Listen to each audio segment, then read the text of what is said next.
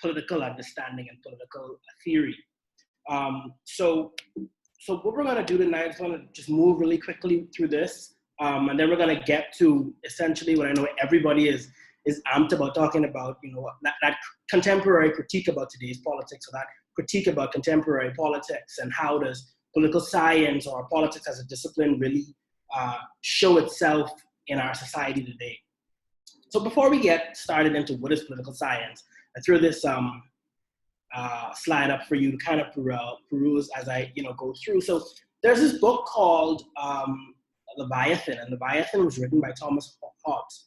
And Hobbes' theory is called the social contract theory. And Hobbes says in his theory that, before there was ever government and before there was ever the state, there was this constant state of anarchy. And what Hobbes says is people, the citizenry or the polis or people gave up particular rights and freedoms, or some of their rights and freedoms, to form a state, for that state to kind of manage the social order, and for that state to protect and manage the rest of their freedoms and rights. And Hobbes calls this the social contract. He says that people form what we know today as the social contract. And because of that social contract, we have what we call the state. And so essentially the state's job is to manage that social contract, to ensure that there is law and order, to ensure that, I can't just go around stealing, I can't just jump on someone's private property, to ensure that your rights are observed, your rights and freedoms are observed. So political science really studies the social contract and how the social contract is governed and executed. Political science is interested in the systemic study of politics and government. So it is really concerned with human behavior, just like anthropology, psychology, sociology, all of those other social sciences disciplines. But more specifically with political science, we are interested in political behavior. So political scientists would study the political behavior that exists within society. My interest as a political scientist is specifically in race, gender, and political socialization. Race, gender, political socialization, and development. I am interested more specifically in how communities organize to respond to government's policies. How does the policy that government form, or how does the policy that government create affect those in our society? How does the policy that government create affect, the citizenry? And how does the citizenry respond to those kinds of politics? More primarily, politics is defined as who gets what, when, and where. Can you just give me 1 second?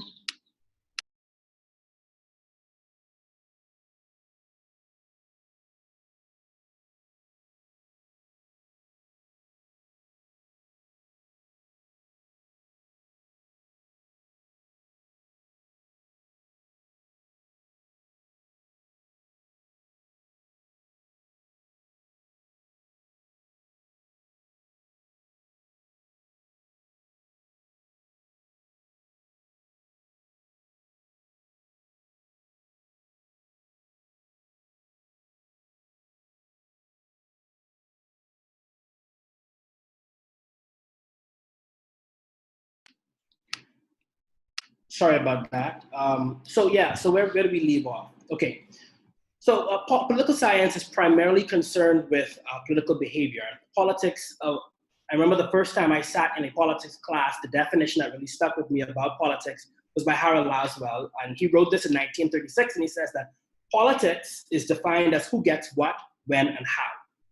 Simple. That's what we study in politics. We study who gets what, when they get it, and how they get it. More specifically, we are interested in studying power. We're interested in studying the power dynamics in society, decision-making, agenda setting, hegemony, or what we know as the exercise of that power, right? For example, when we talk about studying power or studying who gets what, when, and where, from a political scientist perspective, someone, let's say they would study food security. When they study food security, from a political perspective, they would look at which communities get good and healthy food. You know, the other day we were listening to Gibby the farmer, and he is interested in food security and food sovereignty in the Bahamas.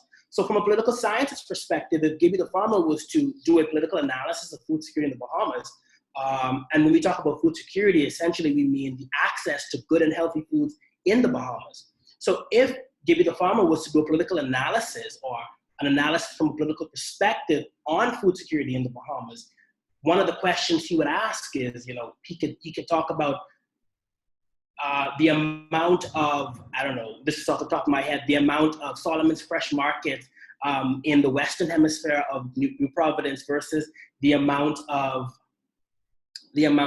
super values in the rest of society, right?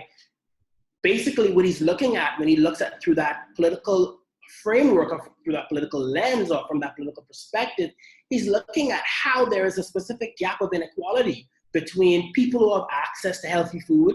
And when we talk about access, we're not only talking about the ability to go into the store, we're talking about the ability to have, you know, liquid cash to go into that store and purchase, having purchasing power, right? Who has access to affordable, healthy foods. You know, we don't see Solomon's Fresh Market in Baintown.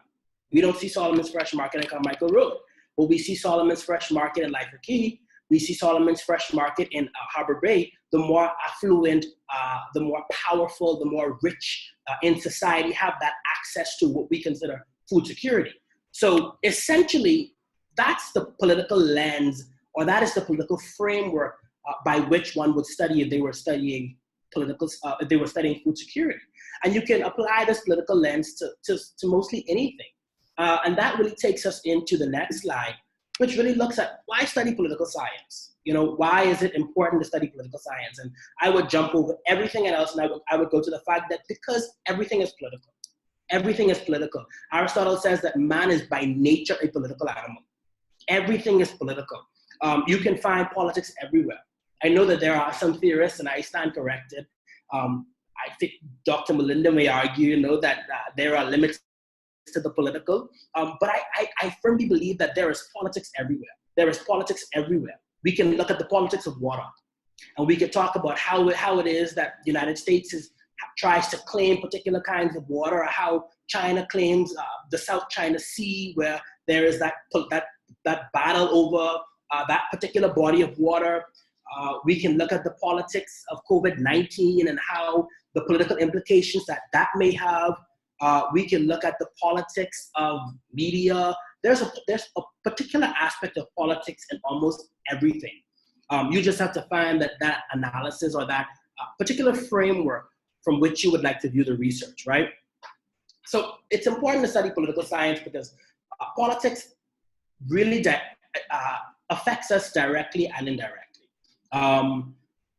A lot of people think that it doesn't, but it does. When you call 911 or 511, and they send the fire truck, that's politics.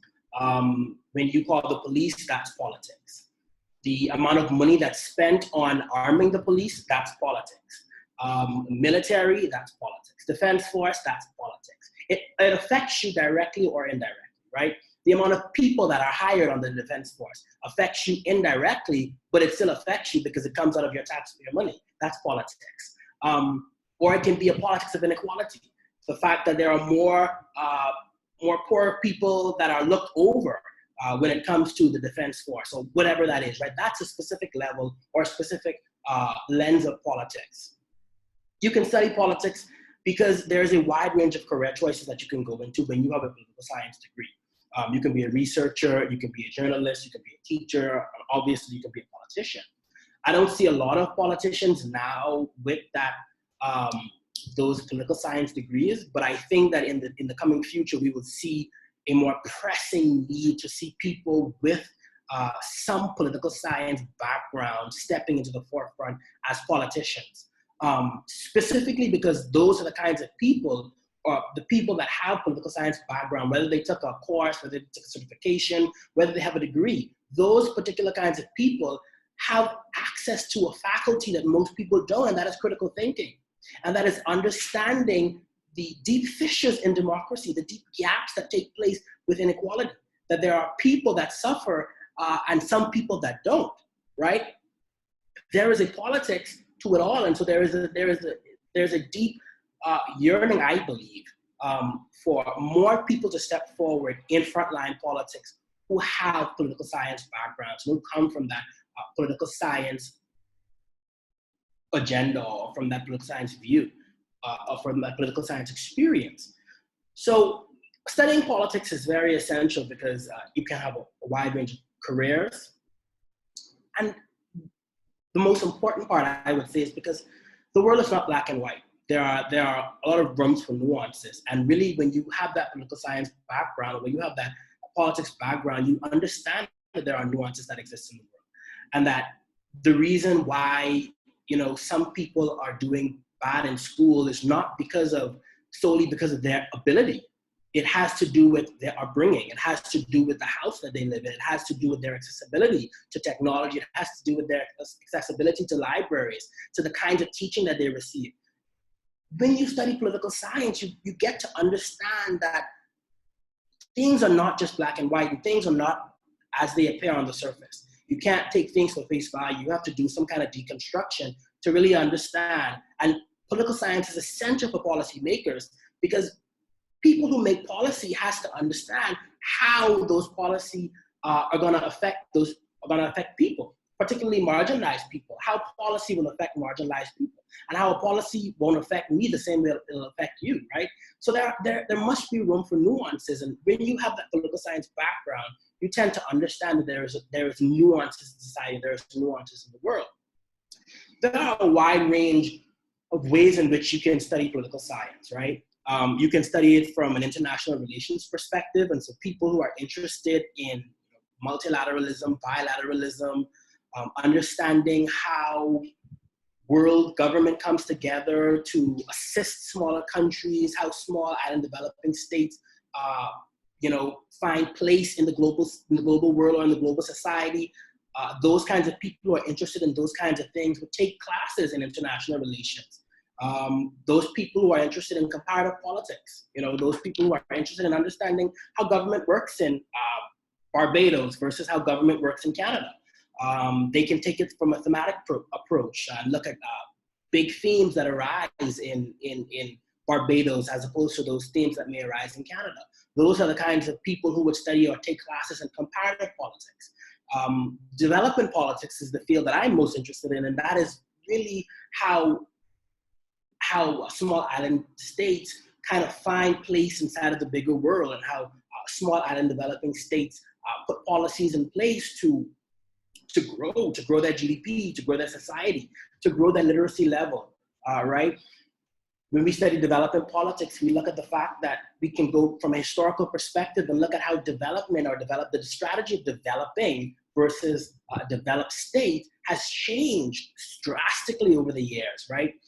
We can look at modernization theory from a perspective of how development thinkers are those people who are saying we want to move small countries to be a resource-rich country, how those people or those modernization theorists said that in order to move from a developing state to a developed state, you have to industrialize, you have to modernize, you have to manufacture, you have to put these particular sets of rules in place, and then you will move from developing to develop.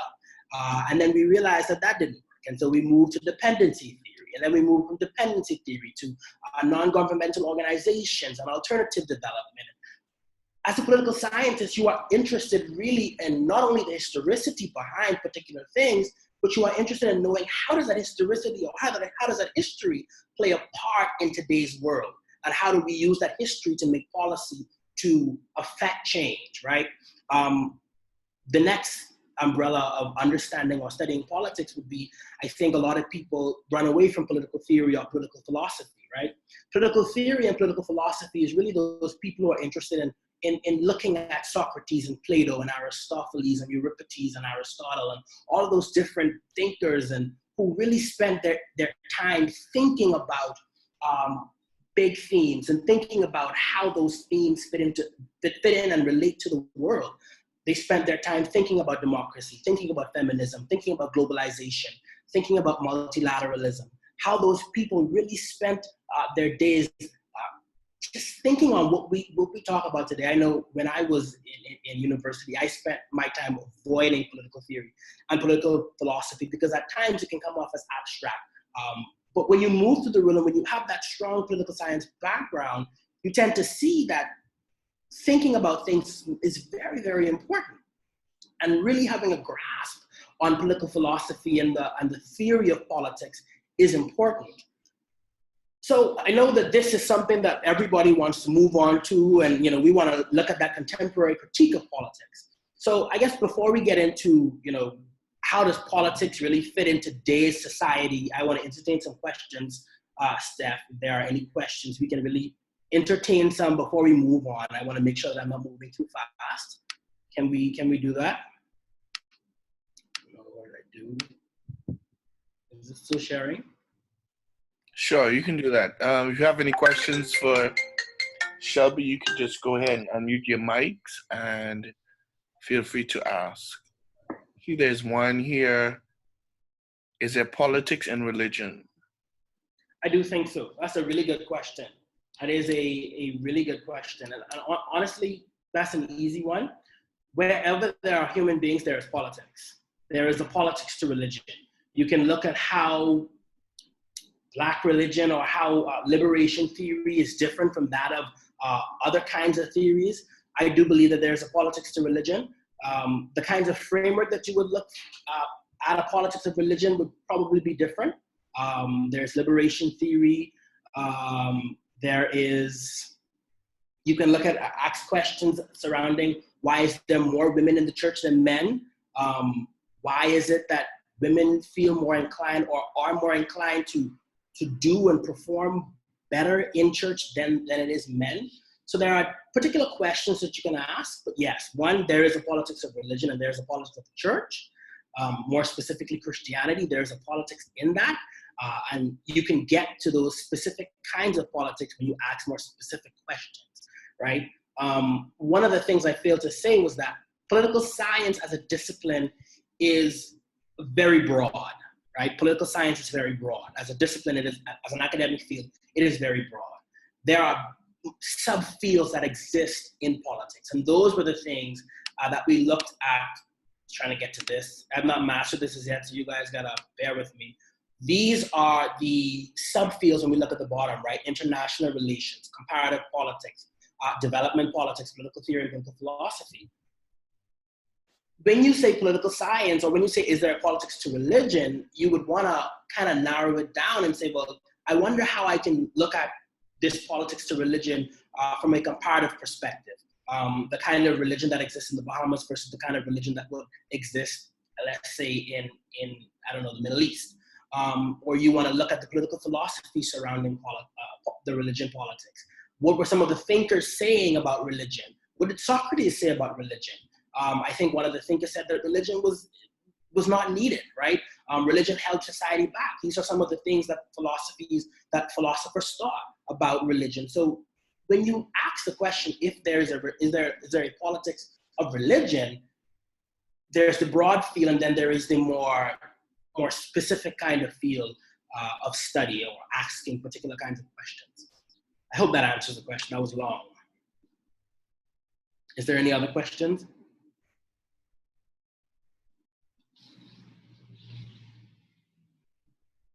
No? I see one. I don't know. Is that one, Steph?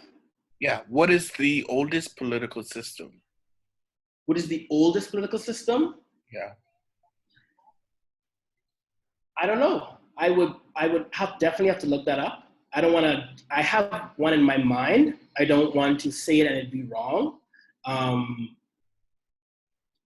I do want to suggest democracy because ancient Athens had their own kind of democracy going on. I could be wrong. I think Dr. Melinda, if she's here, would be able to answer that better for me. But I want to say that democracy is a very old system, and that ancient Athens had their own kind of democracy. It may not look the same way as we see it now, but democracy is a very old system.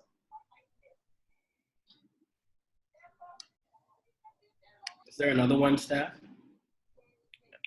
Yes. From a political standpoint, is the Bahamas still considered a third world? And how do we evolve from this? I do not like to to say first world and third world. That is a very political term, and political because it implies backwardness, it implies savageness. It has all kind of connotations that go along with third world and first world. We are, however, still considered. So see, Dr. Melinda did say monarchies are among the oldest form of government. Yes. So I told you, she's good. I'm glad Dr. Melinda is here to correct me. So the system of monarchy is the oldest form of government. Back to the third world and the first world argument. We are still considered a developing country, and that has to do with specifically because of the amount of our GDP, other political economy terms and things, but we are still considered a developing country. There are different forms of development and different theories of development, as I went through early in my discussion. There was modernization theory that if you apply these particular kinds of rules, you would be considered developed. And then we realized, or then development theorists of that time realized that modernization theory was just a clown. And then, they realized that one size fit all thing didn't work. Then there was dependency theory, and dependency theory really evolved in Latin America, and it really talked about how there's the core countries and the periphery countries, and certain countries are every day in the process of underdeveloping those kinds of countries, taking their resources and making them poorer. And then it evolved from dependency theory to alternative forms of development. Is there a specific set of rules on how we evolve from being a developing country? There isn't. Is it possible to evolve to a developed state? I don't believe it. Why? Because I study the politics of development and how these particular kinds of terms are created to hold people back and to hold countries back. There has always been developed states and there has always been developing states. And based on the relationships of the global partnerships that exist in the world, I don't think that there is a possibility to evolve from a developing state to a developed state. That's just my take. I think Dr. Melinda may be able to say something on that as well. I see another one.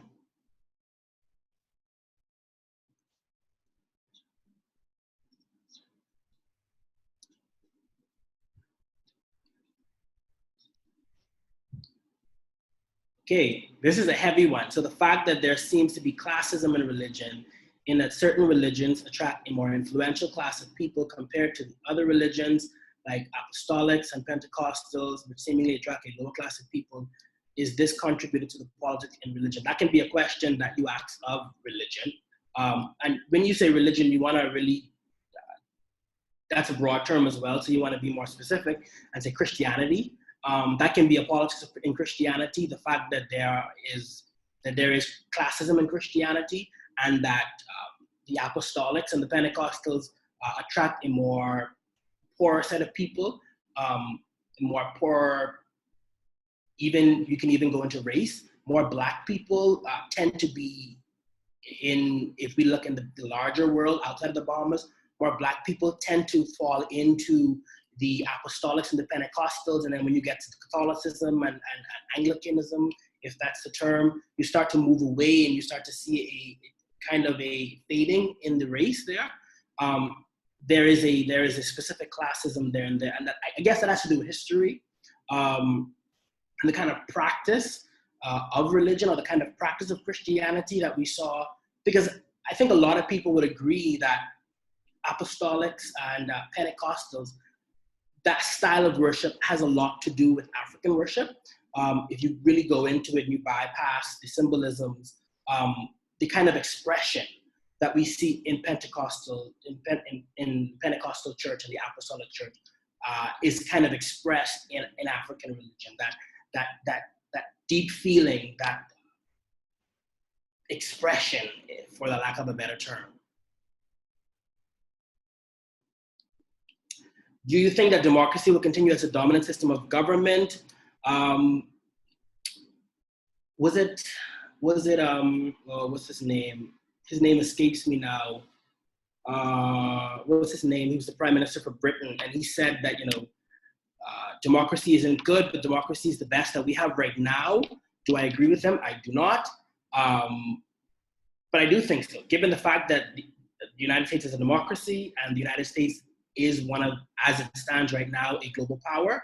The United States will do all in its power to keep democracy at the forefront and as a dominant system of government. And we saw that with the eradication of communism. When you go back through political theory and really look at how interventionism and invasion, those kinds of politics were at the forefront of American politics, we see that was as a result, or that was because there was this need to disrupt communism, the spread of communism prevent the spread of communism. So when we saw the fall of the Soviet Union, that was as a result of this want to disrupt communism. When we saw the invasion into Haiti, there was this belief that Cuba would, influence Haiti or the new republic, the new Black Republic, to become a communist country. And so we saw that eradication again of communism.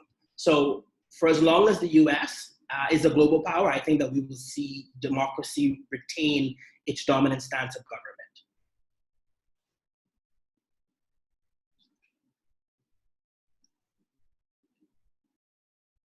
So Dr. Melinda says that the Bahamas and Barbados are among the richest countries in the Americas and Caribbean, which is correct. All countries, in my view, are always developing. This is what Dr. Melinda is saying. So compared to many other countries in the world, we are a highly educated, middle to high income countries. That is very correct. We are classified, I would say, as a middle income country. We're not poor, but we're definitely not resource rich, specifically in the world, in geopolitics of the world. When we look at the geopolitics in the region, we would be among the richer countries in the region. But when we place ourselves in the world, we would be considered middle-income countries. And you can see that in the kind of multilateralism that exists, or bilateralism that exists, the kinds of loans that are offered by the World Bank for small and developing states or poor countries. We wouldn't qualify for those kinds of loans. Haiti would qualify for them, but there is not a specific kind of loan during this specific time that exists for middle-income countries. So I'm going to, we see another question here. There's a lot of politics around respectability and being appropriate, with many Bahamians in the Bahamas looking to US, British standards. What are some ways do you think we can decolonize the Bahamas?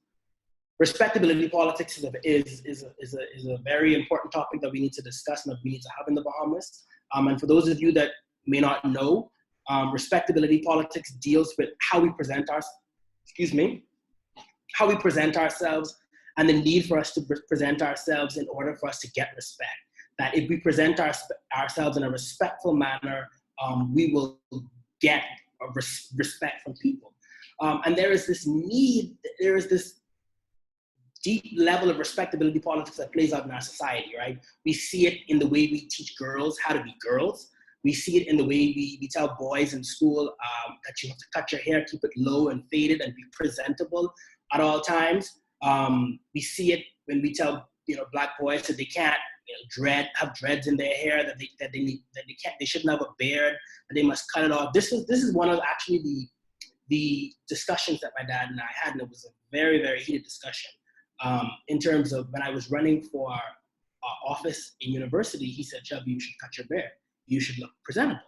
I would not tell you what he said I look like, but he said you should cut your beard and you should look presentable." And I said, that's leaning into respectability politics and this idea that we have to present we have to present ourselves in a specific manner, as if to suggest that only when we are in this manner we deserve respect from people.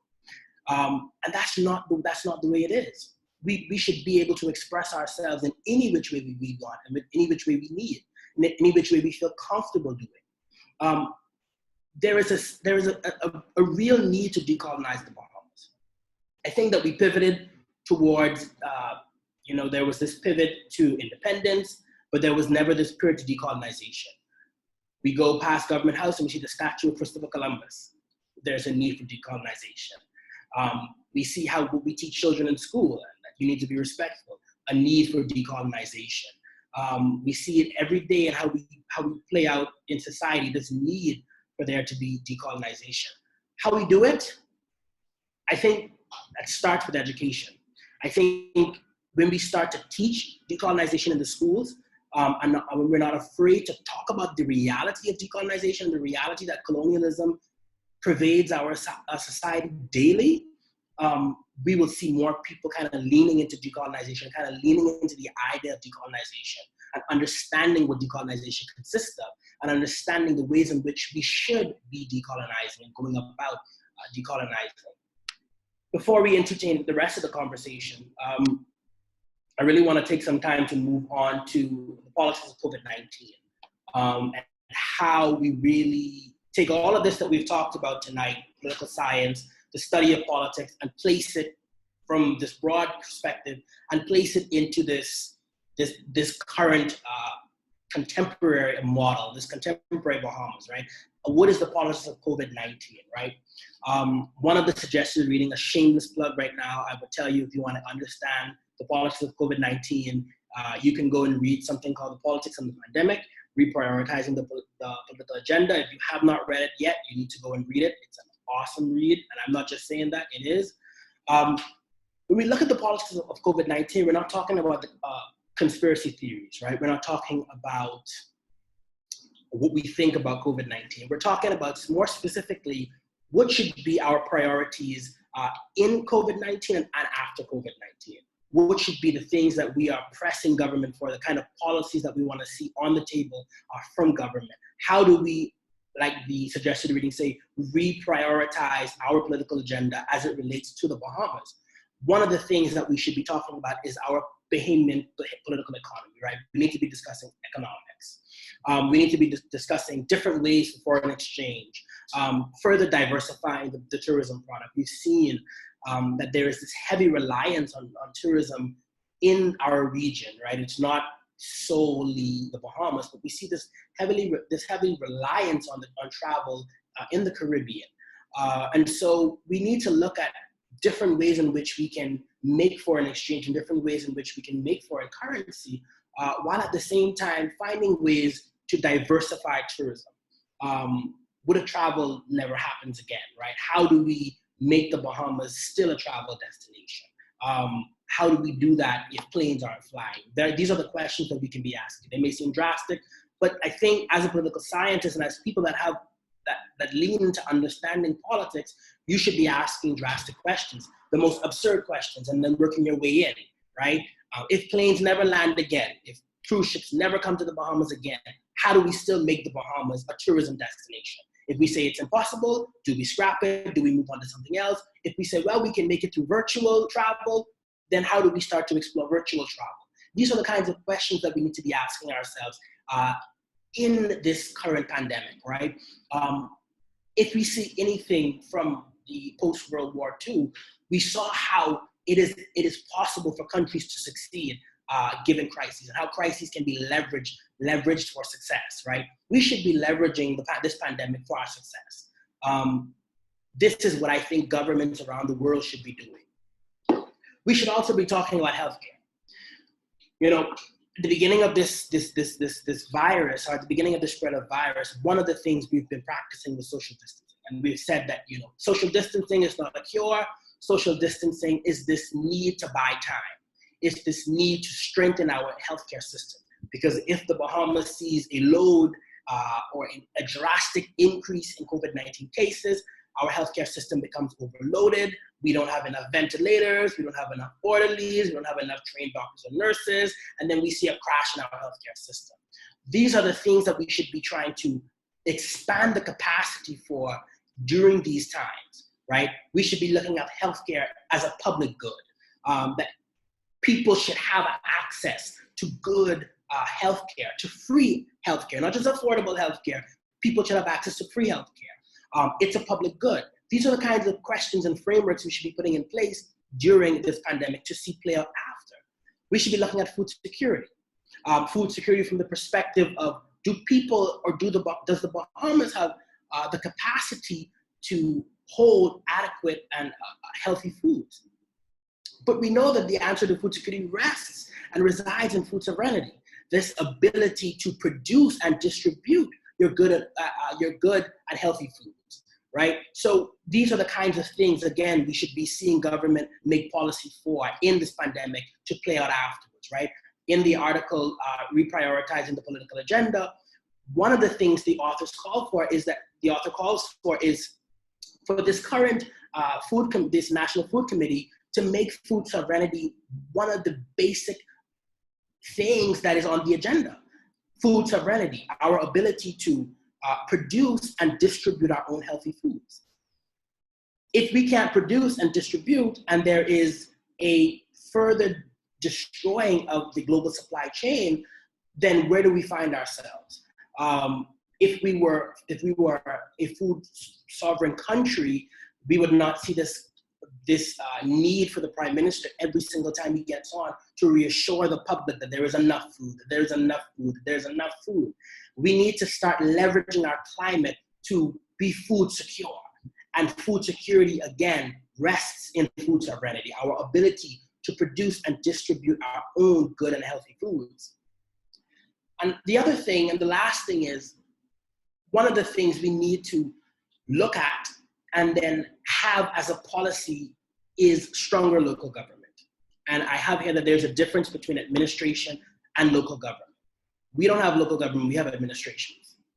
And administrators, when you really do the study around local government, or what we call local government, when you do the study around administrators, you see that these people don't have budget making power. You see that they don't have building capacity, that they don't have the power to do specific kinds of things without approval from the central government. But what happens time and time again is that the central government is located in the capital. And the rules or the laws that are made, or the policies that are made in the capital, is kind of made specifically for the political economy of the capital. And then we take that same policy and we apply it to Miguana. We take that policy and we apply it to Abaco.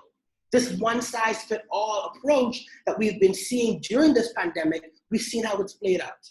And it's not feasible. It's not strong policy. It's archaic. It's reactionary. You can use all these different words to describe it. It just doesn't make sense. This one-size-fits-all approach. So when we look at stronger local government, we can look at systems that have worked, and they may not be the best, but they're working. Relationships in Canada, like the Canadian government, the federal government, and their relationship to that of the provincial government. We can look at the presidential federation, or the federal government in the United States of America, and their relationship to the state government. The relationship between our central government, or our executive branch of office, to our local government, there is none. There is none. Our administrators have no policy making capacity. They have no way to make their own kinds of money, right? People who live in particular communities around the Bahamas, who live and move in the communities, see the need for particular kinds of changes, and it's their voice that should be at the forefront. There should be no way that I'm all the way in Nassau or New Providence and I'm making policy for Miguana.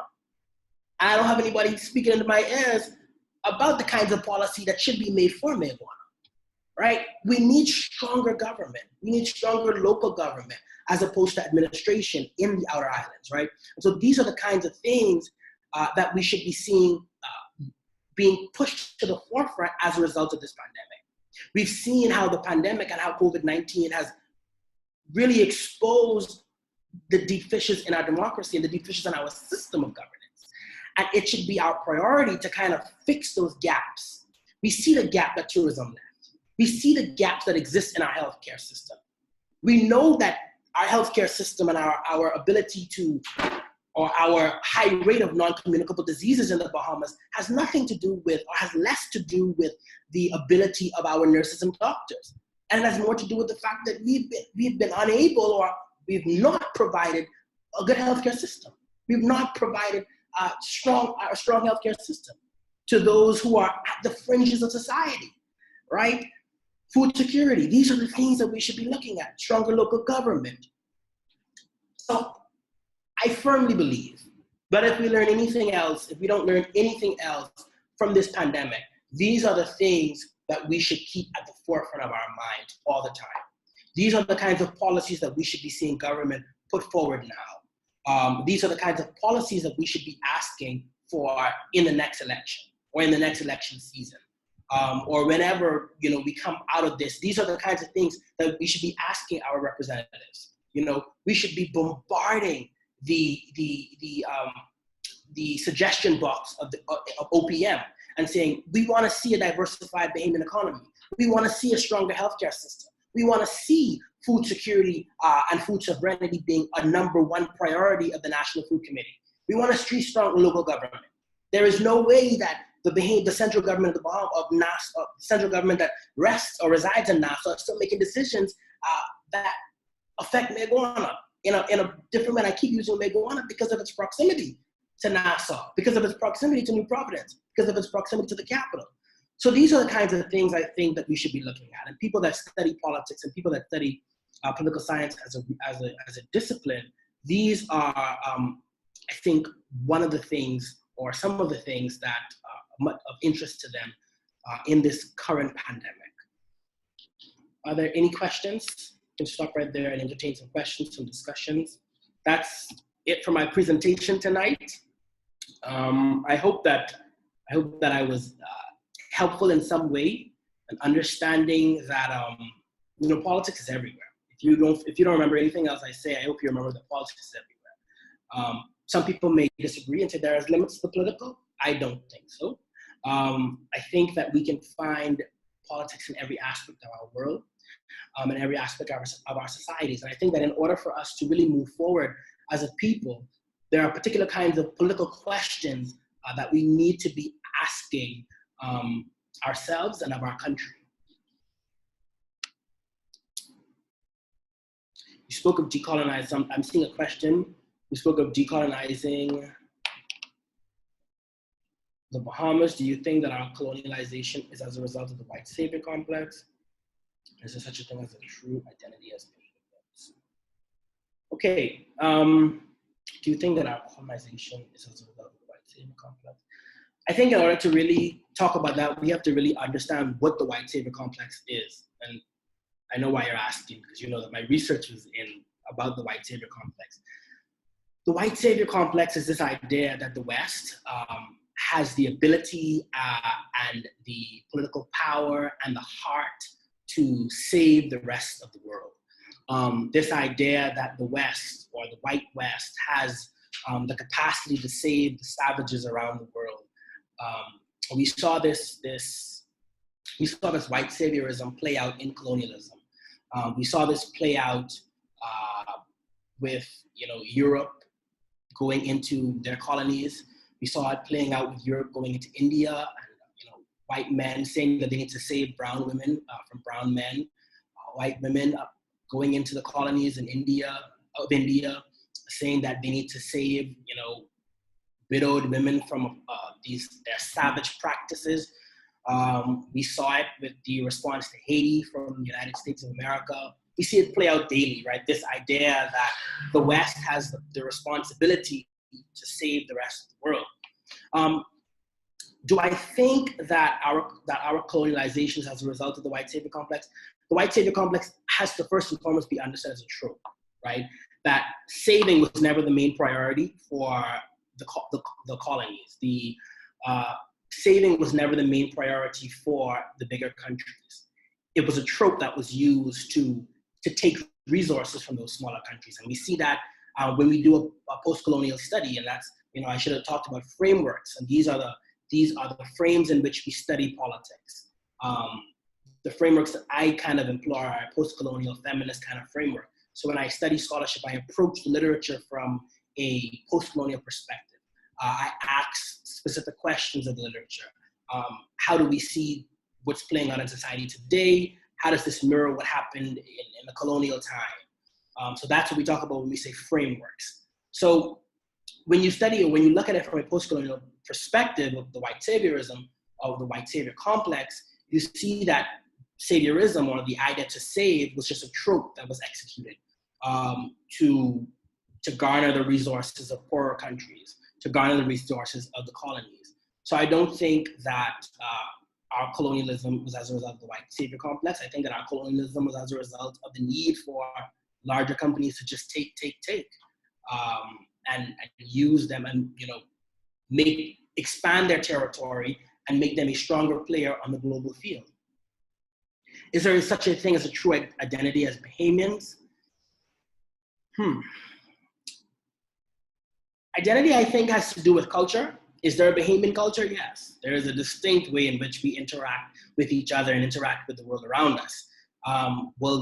Could that dictate a specific identity, a specific Bahamian identity if we rely on culture? Yes, I do think so. But Bahamianism, or the identity of Bahamian, is really as a result of the constructed state, as a result of the Bahamian state, right?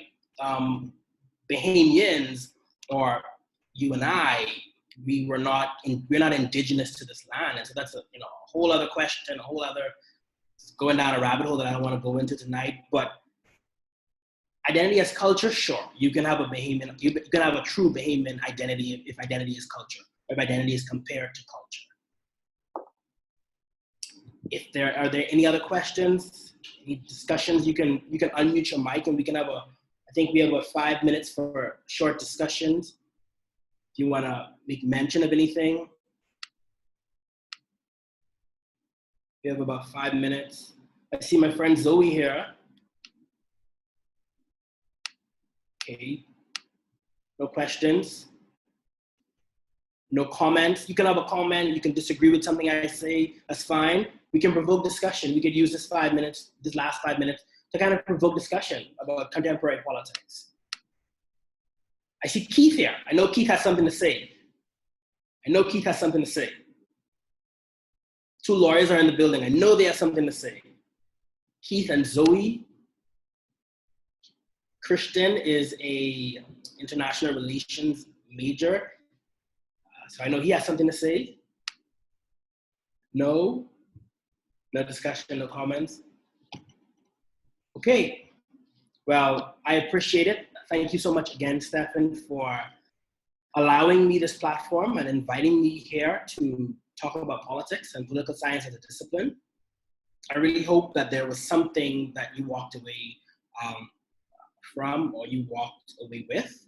I hope that I made sense. It's kind of now that I'm saying it, but I really hope that there was something that stuck out to you in some way that you can find helpful to, survey the things that we do now.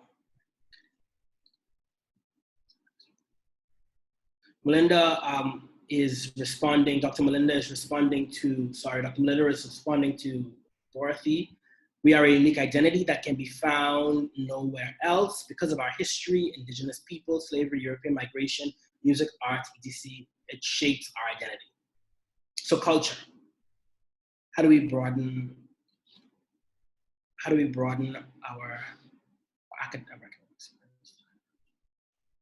Jamiko, I don't really understand the question. Can you explain it to me, or can you just break it down some more?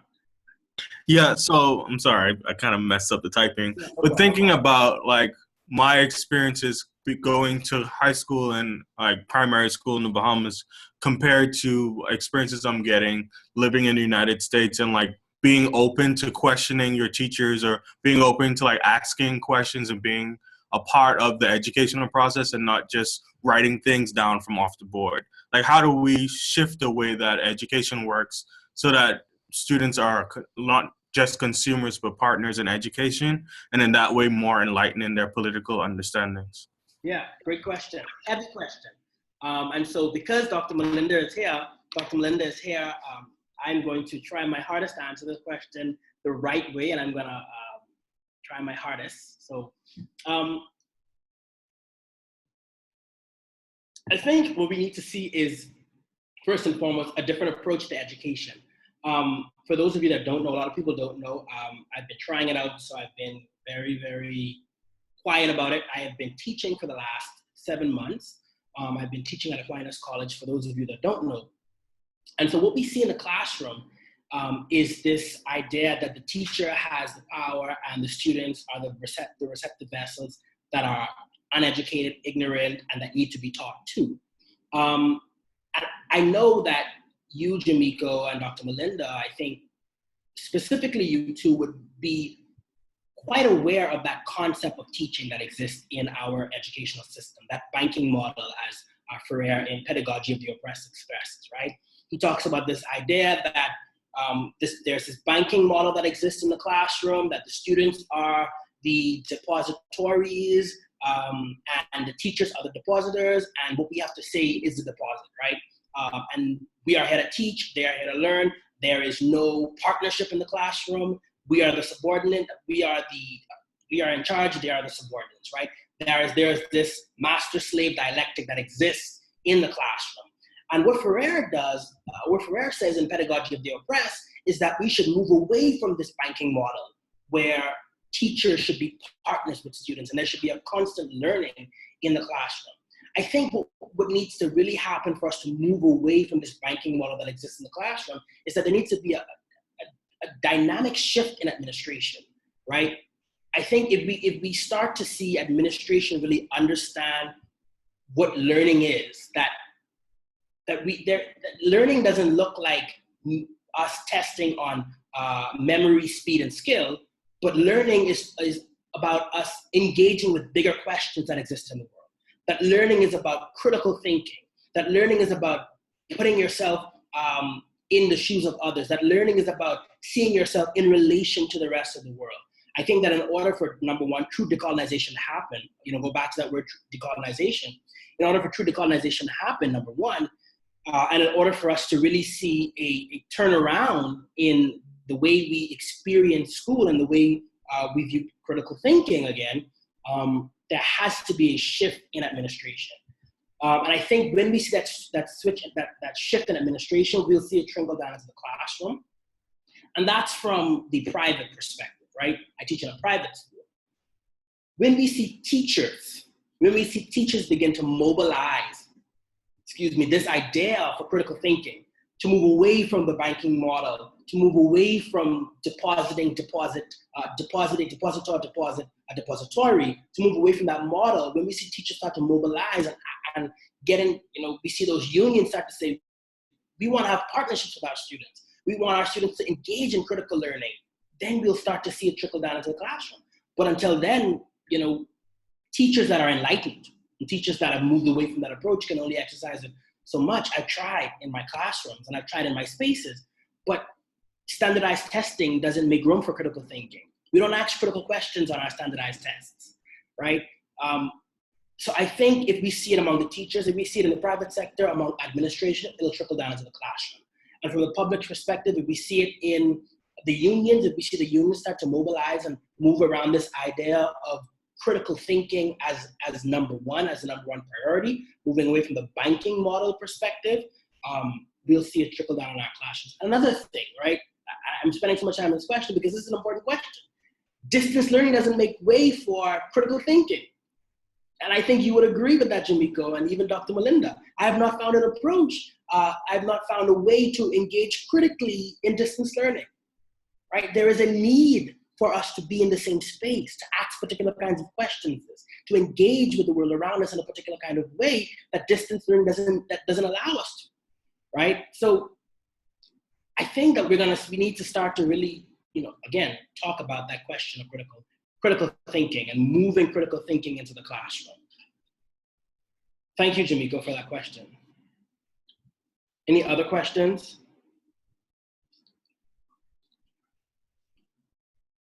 Okay, so please elaborate on the ideas of sustainability. So I don't really want to, I don't want to do injustice to the idea of sustainability politics in the Bahamas, because sustainability is not my area of expertise. But I can point you in the right direction as to the kinds of articles that you can read if you're interested in sustainability politics, and if you're interested in asking the question of how do we make a 21st century Bahamas or a post-COVID Bahamas more sustainable? Because sustainability can look at environmental politics, sustainability can look in ways in which, the kind of policies that we engage in are sustainable for the future. So I can point you in that right direction if you're interested in that. Are there any other questions? Any other comments? No? Okay. All right, Stefan. Are you there, Stefan? Okay. Hey, Dr. I'm Melinda, Shelby. Dr. Melinda has one comment. I really want to hear Dr. Melinda's voice. Dr. Melinda, please grace us. Please tell us. Dr. Melinda is a Bahamian doing big things, like Jamaica, doing big things in the United States. She is the vice provost. I think she starts in September at the University of Calgary. Dr. Melinda, please say something to us. Dr. Melinda, are you there? Okay. I'm not putting you on the spot. So, okay, next time. I don't All think right. it's connected. Okay. So that's fine. I'll talk to her next time then. All right. All right. There aren't any other questions for Shelby. We're gonna go ahead and wrap up. But Shelby, right quick, let us know where we can find you if we need more information, that kind of stuff, and we'll go from there. Sure. You know, I'm really always interested in talking about these things and really talking about how we can, you know, make the world around us and make the Bahamas a better place, and how politics has a place, even in the law, and how politics has a place, you know, in tourism and everywhere. If you're interested in those kinds of discussions and really, you know, working together either on research pieces or anything, you can contact me at shelby.mcphee00@gmail.com, or you can find me on Facebook, Shelby Ashley Emmanuel McPhee. I love my name, and that's the reason why I use it. Or you can find me on Twitter at Paging Dr. Daddy. Long story behind Paging Dr. Daddy. I will entertain you with that some other time. Thank you so much. All right, good night. All right. Thank you guys for joining us. We'll see you again tomorrow, same time. Great job, Shelby. Great presentation. All right. Good information. Thank you. See you Bye. guys. Have a wonderful day. Bye, guys.